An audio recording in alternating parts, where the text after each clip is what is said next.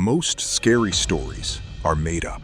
Ghost stories, campfire tales, urban legends, passed around until nobody remembers where they started. But some of them weren't made up at all. These are the ones that actually happened. The Smiling Man. Everyone knows the rule. If someone is acting strange on an empty street at night, you cross to the other side. In 2012, a man posted a story online that he never forgot. He was walking home alone at 2 a.m. through a quiet neighborhood when he noticed someone across the street. The man was tall, dressed in a suit, and he was dancing. Not to music, just dancing, alone, in the middle of the road. The walker crossed to the other side and kept moving. Then the dancing stopped. He looked up. The suited man was now facing him, completely still, smiling, ear to ear. Then the man in the suit started walking toward him, fast, not running, just walking with long, quick steps that didn't match any normal stride. The walker ran. He made it to a 24-hour store and didn't leave for an hour. When he finally went outside, the street was empty. Nobody knows who the Smiling Man was, but hundreds of people replied to his post saying they had seen the same thing. Same suit, same smile, different cities. The Boy in the Walls. In 2014, a family in Ohio started hearing noises inside their walls. Scratching, tapping, sometimes what sounded like breathing. They checked for rats, for pipes, for anything that made sense. One night, their 7-year-old daughter said she had been talking to someone through the vent in her bedroom floor. Police came and searched the house. In a crawl space above the second floor, they found a sleeping bag, empty food cans, and a small battery-powered light. Someone had been living inside their house for weeks. The person was never identified. They were gone by the time police arrived. The family moved out that same night and never went back. The Vanishing Hiker. In 1997, a 24-year-old woman named Leanne was hiking alone on a trail in Oregon. She signed in at the trailhead at 9 a.m. She never signed out. A search team found her backpack 6 miles in. Everything was still inside. Water, food, her car keys, but her shoes were next to the backpack, neatly placed side by side, like she had taken them off before stepping off the trail. Search dogs tracked her scent to the edge of a ravine. Then it stopped completely. No body was ever found. The trail camera at the entrance showed her walking in. It never showed her walking out. Her case is still listed as a missing persons investigation. Open, unsolved, 27 years later. The Real Candyman. Before there was a horror movie, before there was a legend, there was a real man in Houston. Dean Coral was known in his neighborhood as the Candyman. He worked at his family's candy factory and gave free sweets to local kids. Parents trusted him. Children loved him. Between 1970 and 1973, he murdered at least 28 boys, most of them teenagers from the same low-income neighborhood. What made it worse was how long it went unnoticed. The victims were mostly poor kids, runaways, kids whose disappearances didn't make the news.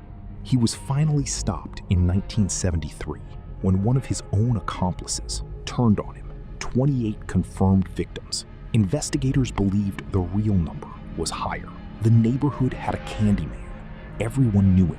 Everyone liked him. Nobody had any idea. The lake that swallowed people. Lake Lanier in Georgia is one of the most visited lakes in the United States. It is also one of the deadliest. Since it was created in the 1950s, over 160 people have drowned in it. The number is so far above average for a lake its size that researchers have studied it for decades. What most visitors don't know is what's underneath. When the government dammed the Chattahoochee River to create it, They didn't fully clear the land below. There are old roads down there, houses, a ballroom, and a cemetery that was only partially relocated. Divers have reported getting tangled in submerged structures they couldn't see coming. Currents that appear from nowhere and pull swimmers under. Local legend says the lake is haunted. Scientists say the underwater geography creates dangerous, unpredictable conditions. Both might be right. The Man Who Came Back. In 1995, a man named Thomas was released from prison after serving 6 years. He went back to his hometown, knocked on the door of his old house. His wife answered.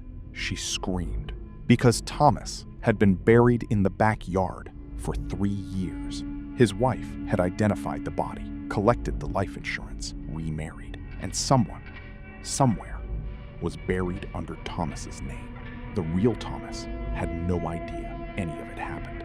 He had been in prison, out of contact, no visits. His wife was charged with fraud. The body in the backyard was never fully identified. Thomas got his name back, but he never found out who he had been living as for 6 years. The photo that couldn't exist. In 1941, a photograph was taken at the reopening of a bridge in Goldbridge, Canada. It was a normal crowd photo, nothing unusual about it, except one man in it doesn't belong. He is wearing a modern printed t-shirt, sunglasses with a style not produced until the 1980s, and holding what appears to be a compact camera, decades ahead of anything available in 1941. The photo has been examined by historians and photography experts. It has not been altered. There are no signs of editing. Nobody has ever explained who the man is or where he got that camera.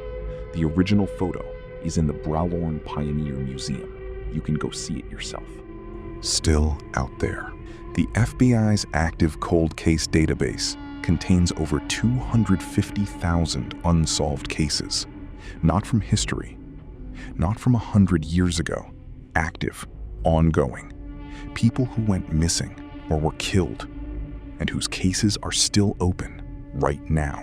The Zodiac Killer wrote letters to newspapers for years and was never caught. The original Night Stalker operated for a decade before anyone connected the crimes and wasn't identified until DNA testing in 2018. The Phantom Killer of Texarkana killed 5 people in 1946 and vanished. He has never been identified. Some of them are still alive, old, quiet, living somewhere ordinary, going for walks, buying groceries. Nobody knows their names. Nobody ever will. Every story in this video is real. The names are real. The places are real. The cases are real. The legends came later, after people needed a way to explain what had happened, after the truth became too strange to just say out loud. If you want more stories like these, subscribe and leave a comment telling me which one kept you up tonight.